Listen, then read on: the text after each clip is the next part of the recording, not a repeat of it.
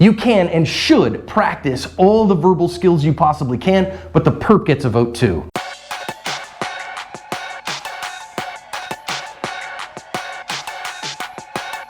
Hi everybody, welcome to today's bonus badge cam lesson here at Active Self-Protection. Your host as always is me, John Correa, and with me your favorite former Fed, Mike Williver. Today's video comes to us from Hillsborough. Palm pepper spray has recently reformulated for even more effect when you bless the deserving with the hot sauce. Palm is what I use between a harsh word and a gun and encourage everyone to do likewise. Officers are going to contact this man because they, from the plate, know that this car is registered to a guy with multiple felony warrants. Let's listen in on the badge cam from here. Your hands! Show me your hands! Well, knew it was coming.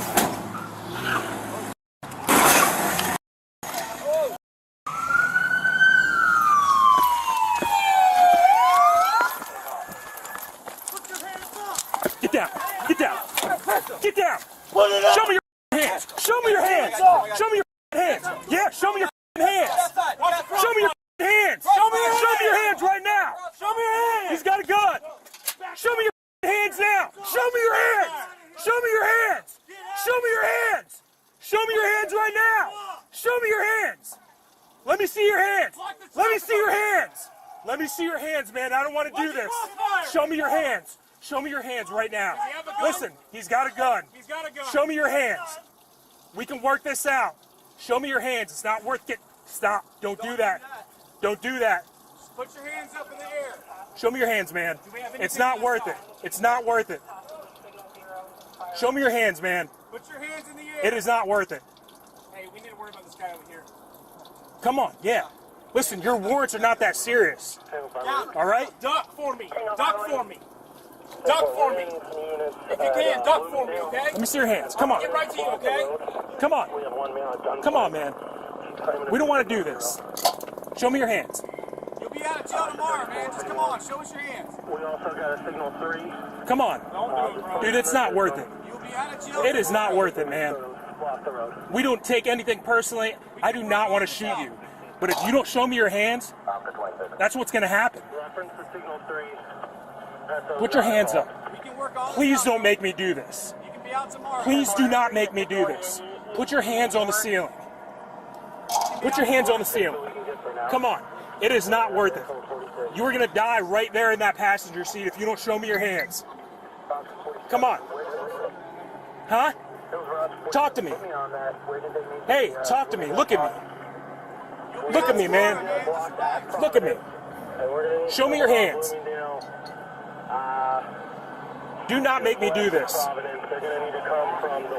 Let me see your hands. Come on. Come on. I know you're hurting right now. We'll get you help. Put your hands up. Hands up. Hands up. Just put them up. Come on, bro. Come on. Where's the gun at? My waistband. Okay, don't reach for it. Don't reach for it. Don't reach for it. Put your hands up. Hey, listen to me. Listen to my voice. I don't want to do this, and it's not worth it. The warrants that you have right now, you'll get a bond. But if you make a bad decision right now, it could cost your life. You understand what I'm saying to you? And I'm begging you to not make that choice. Come on, man. It is not worth it. Do not make me do that. Please put your hands up. Come on. Hands up. Come on, bro. I don't want to do it. Come on. Stop. Don't do it. Don't reach. Don't reach. Don't do it. Come on, man. Please don't. Please don't. Show me your, put your, whatever you got in your hand, drop it, okay? Drop it.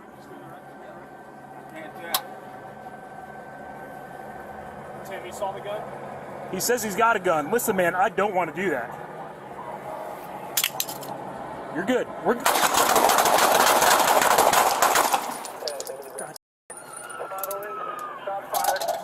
Unbeknownst to the officer, the man had made threats to both his girlfriend and his mom that he was not willing to go back to jail. the officer's shots proved fatal, and we have some lessons to think about. Mike, pretty soon you're not going to be known as our favorite former Fed, but as our favorite podcast host. We're live. Yeah, we are. We're up on everything now, so go check it out. Apple, Spotify, Overcast, all the services. Go find it. So I think the first thing I want to talk about here, Mike, is I think it's interesting. Obviously, they block his car in from the rear, but, you know, to a car with some ground clearance and horsepower, curbs are just a suggestion. As are shrubbery. There really isn't much they could do to avoid this. You're obviously not going to put an officer in front of that vehicle and put them in that kind of risk for no reason, but kind of unavoidable. But yeah, curbs definitely a suggestion. But I do think that's actually an important thing, because we do see a lot of officer-involved shootings where an officer puts themselves in front of the car, and then when the perp puts the car in drive, they put themselves at risk doing that. They didn't do that here. I think that was a good choice. In fact, my old agency, some friends of mine were in a shootout, and they ended up 2 vehicles face to face with the bad guy, and he opened up with an AK-47, and they didn't intend on ending up that way, but yeah, not good. So now, of course, our dude is going to go and endanger the general public and cause this kind of wreck, and now, of course,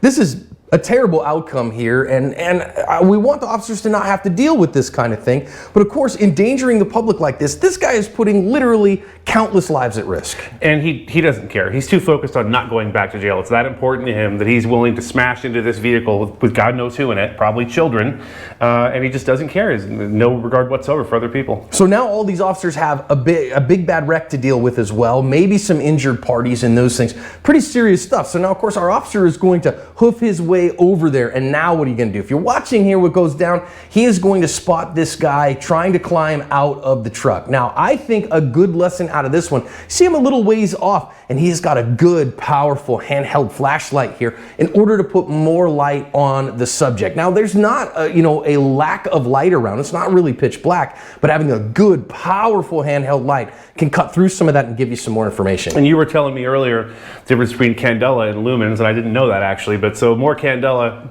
throws More the light farther, yep. and it defeats the photonic barriers better than less candela. That's what it does. That's news to me. I always just do, hey, this light throws light or it doesn't. Yep, so having a good, powerful light, very good. Now, I think dude comes in here. Let's think about a couple of things. Notice here that our officer has his hand, he's got in his right hand, he has his pistol with a pistol mounted light on it. In his left hand, both his baton and his handheld light. That's an awful lot of things to have in your hands. So this is why, one of the reasons I recommend that officers all have a pistol mounted light. And I get it, y'all don't train with your pistol mounted light much. It's very difficult to get the time to do that. But using that pistol mounted light, getting the other stuff out of your hands would have been a better idea. You know, recently we got contacted by the Phoenix PD officer who was in a shooting behind a bar in an off-duty incident. And he told me, he knew the minute he saw this video on the channel, we were going to ding him for not dropping his flashlight.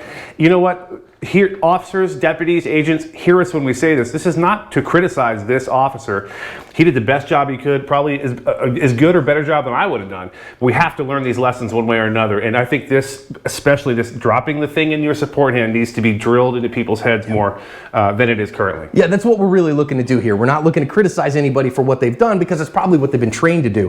But we want to train to a higher standard. Absolutely. And the interesting thing here, he's got 2 things in his hand. So he's got trying to key his mic while he's holding onto his baton and his torch while he is taking the light off of his suspect. Man, if you've got that handheld light out and you're using that to light your suspect up, you got to keep that there. You know, just reach over. You have to reach over with your support hand to turn on that gun-mounted light. Do it, but get it on. That light should be the light that's on this guy right now. And that's what allows you to then continue to see well, especially inside of a darkened vehicle. So think about that. If you got to get that handheld light away, use that pistol mounted light. That's what you've got it on the gun for. Now he finally does, and I think that's a great job there of getting out the pistol mounted light. Then I, of course, want to talk about his verbal judo here and his de-escalation strategy. I really think this officer did a pretty fine job, all things considered, of trying to de-escalate this guy. But of course, it takes 2 people to go here. You can't de-escalate anybody. They have to de-escalate themselves. Yeah, we talked earlier about this. You know, get the guy's name if you can. Get his first name. Tell him your first name. Personalize it a little bit. It is the secret sauce to changing someone's temperament just enough that they might reconsider you as a human being and not just a uniform. So right now, I really think one of the guy's big things, he doesn't want to go to jail. He's got a gun pointed at him. He's got lights on him. So all he's hearing is official commands. All he sees is a badge, and that badge is telling him something. So you can step out from behind that sometimes by, again, using names. Dude, my name's John. I want to help you through this. This isn't that big a deal, man. We can get through this together, you and me. The other thing that I would say here is the officer said several times, don't do this to me. I don't want that to happen. I don't want to do that to you. Well, that's of course focused on the officer and assuming that the perp is empathetic towards the officer. Instead, what you want to do is you want to focus on the perp and what's going on in their world. Hey man, don't do this to your mom. Your girlfriend needs you. Your family needs you. We're going to get away from this. In the moment, I promise you, that's what this officer was thinking. I really don't want to have to shoot this guy. Of course not. I don't want to have this on my conscience for the rest of my life. What if he's unarmed? What if he has kids? What if this? What if that? So yeah, but again, this being a training film, for lack of a better term, yeah, try to put yourself in the position of the crook who's going to jail and potentially for the rest of his life. Think about him. That's where that is. Now, notice the officer is trying to get two hands on the gun. Very difficult stuff here because he's got so much stuff in his hands. Now, he is going to actually do something fairly interesting here. Ditch the baton, but he's still got his light in his hand. Now again, he's trained that's this big thing, right? We just hold on to things in our support hand, but he's really thinking I might have to shoot this guy pretty quick. Now, and in so doing, he wants to hold on to his light, but he's kind of running a risk here of actually blinding himself. Yeah, if that hand comes back anymore, we saw how bright that light was earlier. It has all the candela. If that thing accidentally gets back into his own eyes, he's in a bad spot. In a bad spot. So again, turn it off, stick it in your pocket, or just drop it on the ground, right? Next thing I want to talk about here before we get going is you're going to watch the furtive gesture here. So right here we can see the face of our perp. Now, when you go read the news stories, you're going to see he actually doesn't have a gun, but he has told them that he did have a gun, and he is making a gesture like he does have a gun after having firearms pointed at him significantly. He's also already used essentially deadly force against another third party. He's already injured other people. He's shown he will do anything to get away. Right. So now we see him move, and you see that shoulder move like he's coming around with a gun. And again, he said he had a gun. He said he didn't want to go to jail, all these things. And so at this point, a reasonable person would believe this guy means me deadly harm because he's already done deadly harm to people, put potentially people in the hospital and those things. So is this a justifiable conduct? I think given the totality of the circumstances, I have zero problems with the way that this officer conducted himself. I think that he did show empathy for the perp and try his best to de-escalate. But again, it's the actions of the perp that are going to determine the outcomes. And you have to go to work every day thinking, okay, I can do my part, but I also have to protect myself and the community, my partners. And when a reasonable person would say, no, I'm under risk of death or great bodily harm, take action to protect yourself. I think the officer did that, as unfortunate as the outcome is. Yeah, we talk about bad outcomes on the channel a lot. A bad outcome doesn't mean something wasn't justified. It just means it could have ended better had things gone differently. It means we wish it had gone differently. But I think that this officer did a pretty darn fine job, made a good approach, had his tools on him. Let's talk about dropping stuff out of our support hand whenever we can. I think he did a fine job of trying to de-escalate. Let's make sure we try to step around the badge and think in the perp's shoes to try to give them some things to think about. Defend yourself if you have to cover your ass.